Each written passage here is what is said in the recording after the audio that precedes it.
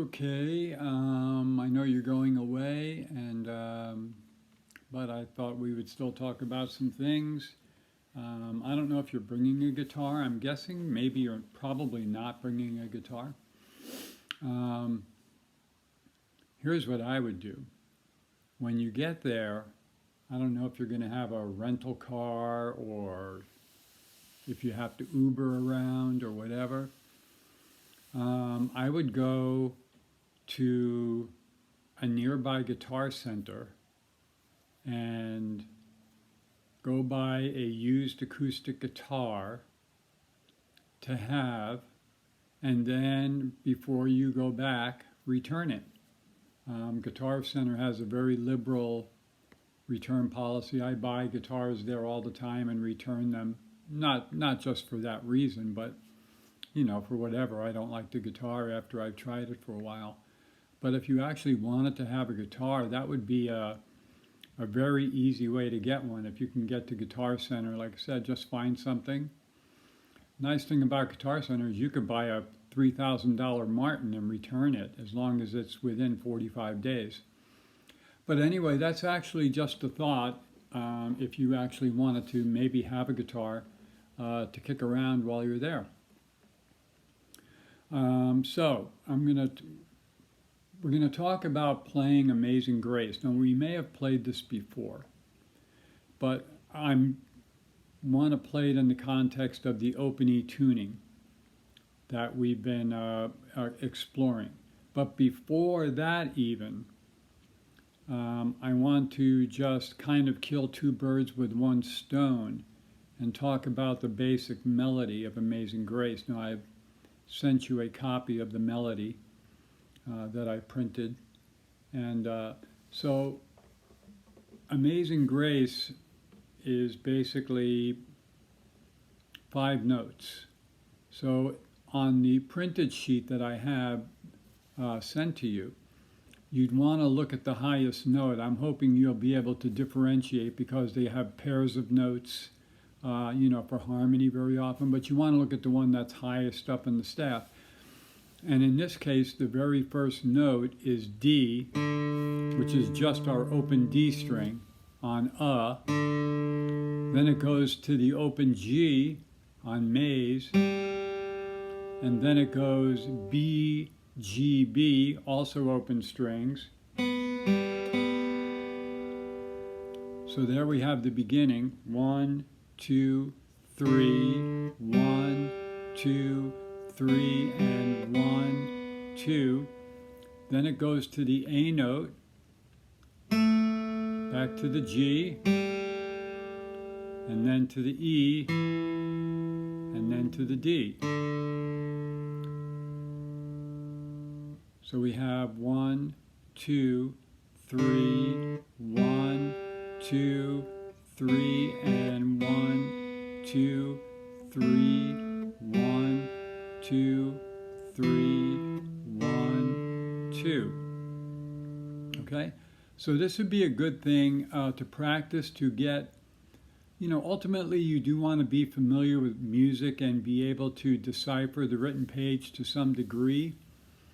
And I don't know how, I know we've dabbled in it, and I don't know really where you are with that, but it's something you want to revisit and get better at with the passage of time. So Amazing Grace is a real good opportunity to do something with that.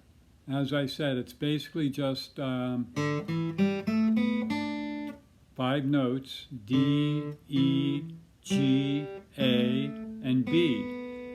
That would be the notes that would be in a G pentatonic scale. But in this case, they're not starting on G and going to G. They're starting on the D, and then the highest note is also the D, which we'll get to shortly. So once again, back to the beginning, we have a pickup note on the 3rd beat. So we would count it 1, 2, 3, 1, 2, 3, and 1, 2, 3, 1, 2, 3, 1, 2, 3, 1. 2, 3, and 1, 2, 3, 1, 2, 3, 1, 2, 3, 1, 2, and 3, and 1, 2, 3, 1, 2, and 3, and 1, 2, 3, 1, 2, 3, and 1, 2, 3, 1, 2, 3, 1, 2, then it would repeat. So anyway, I think that's something you could handle and it would be a good thing. So my approach to this would be this, kind of look at those notes, D, E, G, A, B, D.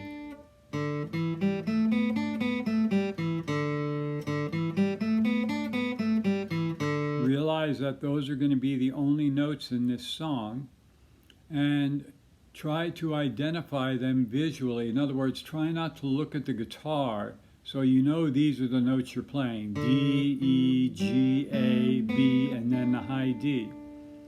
So what you want to do is look at the music and be able to make that connection. When you see the D note, when you see the G note, when you see the B note, the A, the E, and the high D.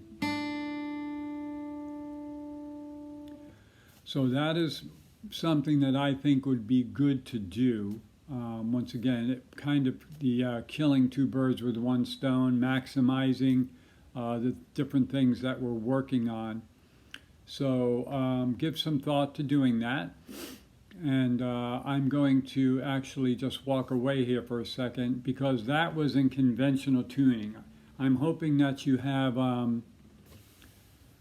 are using two guitars and that you have one in conventional tuning for other playing and one in tune to E for, like when we're playing in the open E tuning. I don't know if you're doing that or you're just tuning a single guitar. Also, if you're, just as a thought, if you're considering my idea of going to Guitar Center and just getting a guitar to use and then returning it before you leave, bring your tuner with you so that you'll be able to tune it if you decide to put it into E tuning.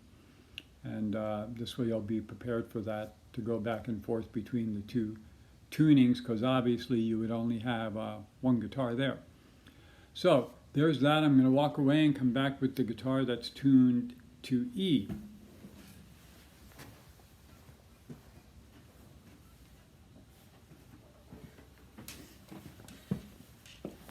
There, I'm back. My Ovation, tuned to E. Now on the other sheet, we have Amazing Grace once again, and I put the words in and I've tabbed it out. Now here we are on the open E tuning, because Amazing Grace works very well in an open E tuning. Okay, so what I have here is I have the melody, and the notes that are in parentheses are filler notes, just kind of to help differentiate that. So when we're starting from the top, we have our E chord, right? Not that that's tabbed, but so we have the open A string going to the open D string. So that's 1, 2, 3, 1, and then we have a filler note on 2, just a low E, and then we have third string and fourth string. So we have 1, 2, 3, 1, 2, 3, and then we, on the first beat of the next measure on the word grace, we're strumming the chord again on 1, filler note on 2, and then we have 3 and 2 on the word how. So all together, that first line, we have 1, 2, 3, 1, 2, 3, and 1, 2, 3. Again, 1, 2, 3, 1, 2, 3, and 1, 2, 3. Now on the word sweet, we just go from here to 2 and open. And then as a filler note, we have the first finger. So we're on this chord, which in the E tuning is the A chord, and we've used that in Buckets of Rain. Okay, so when you get to the word sweet, you want to have that first finger down also, so you can play that filler note. And then what I have is you see a little 0 with a line going to a 2, because we're going to hammer. So that's a single pick and a hammer on it. And then on the word sound, back to the 2 open strings. So from the top we have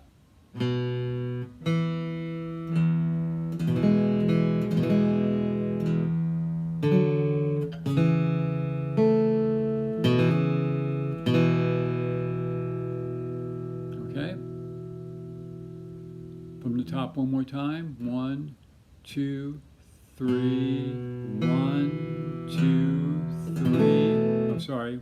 1, 2, 3, 1, 2, 3, and 1, 2, 3, 1, 2, 3, 1, 2, 3. So we have sound. And then we have the filler note, the open 3rd string, and then we're back to the melody on the open 5th string. Continuing on the word saved, filler note,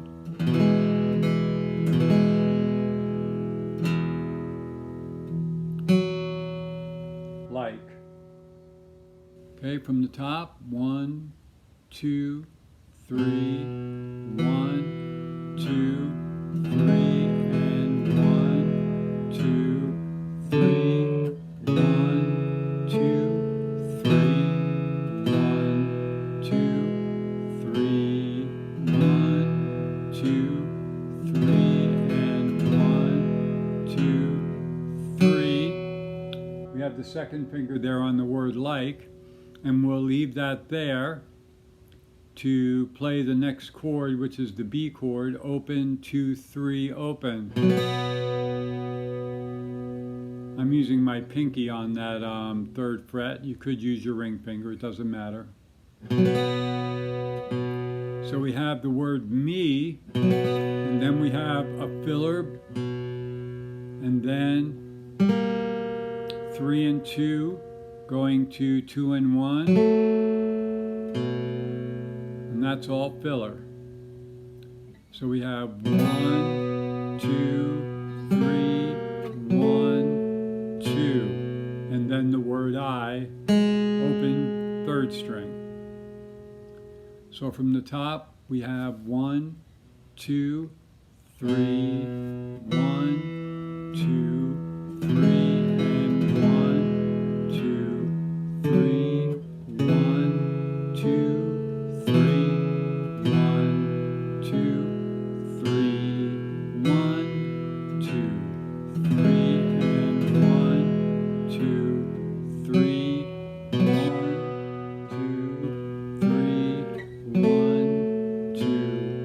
3.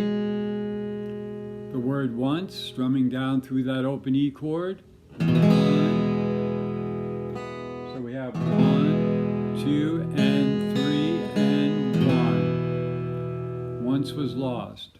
1, 1, 2, and 3, and 1, 2. 5. So that whole section there on that 1, 2, 3, 5th line is all open strings. 1, 2, and 3, and 1, 2, 3. From the beginning to there, 1, 2, 3, 1, 2,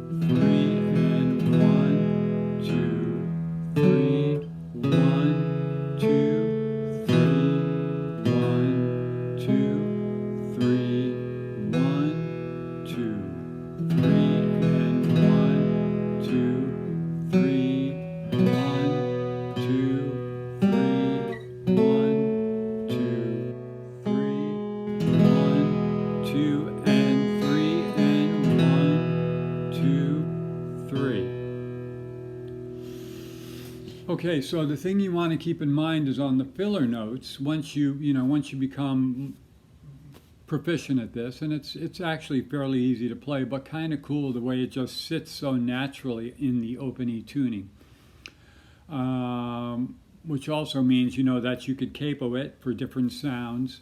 For example, the first sheet we considered in regular tuning, just to take that other approach, that's in the key of G. So if you wanted to play it in the key of G, then you just capo up to the 3rd fret, and you've got the same thing.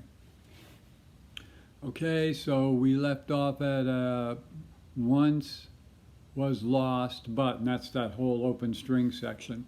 1, 2, and 3, and 1, 2, 3. On the word now, just dropping down the 2nd finger. 1, and then we have filler. Once we're on the A chord again there, so we have that filler note. 1, 2, 1, 2. So we have 1, 2, and 3, and 1, 2, 3. 3. The word blind. 2, 3, and so from the top we have 1, 2, 3, 1, 2, 3, and 1, 2, 3, 1, 2, 3, 1, 2, 3, 1, 2, 3, and 1, 2, 3, 1, 2, 3, 1, 2, 3, 1, 2, and 3, and 1, 2, 3, 1, 2, 1, 2, was blind. Okay, then we get to the word now, open to open. Okay, open to open on the word now. And 2, I, C, and then I end it just by going to the A chord. A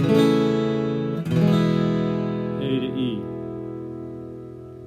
Okay, whole thing from the top just to play along without counting, without talking. So I'll count to 3, then 2. 1, 2, 3, 1, 2.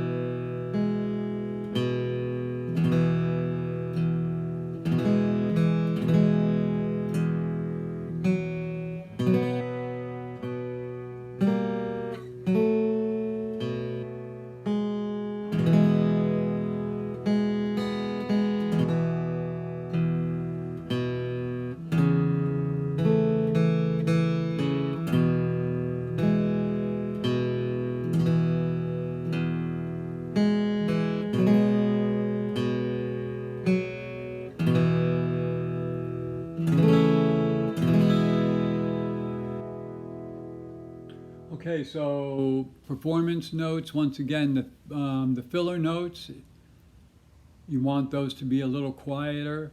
Looking at, say, 4th line down, the word me, where we go to that B chord. So in that, when we play that chord, we have the open B, the 5th string, and we also have the open B string on the 2nd string in that chord, because we have open, 2, 3, open. So after you play that chord, and then you go to the filler notes. You want to try to make sure that those two open B strings keep ringing.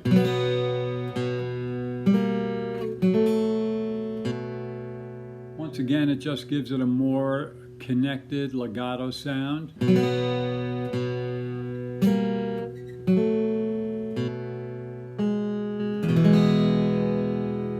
Okay, one more time for a play along. 1, 2, 3, 1, 2, 3, 1.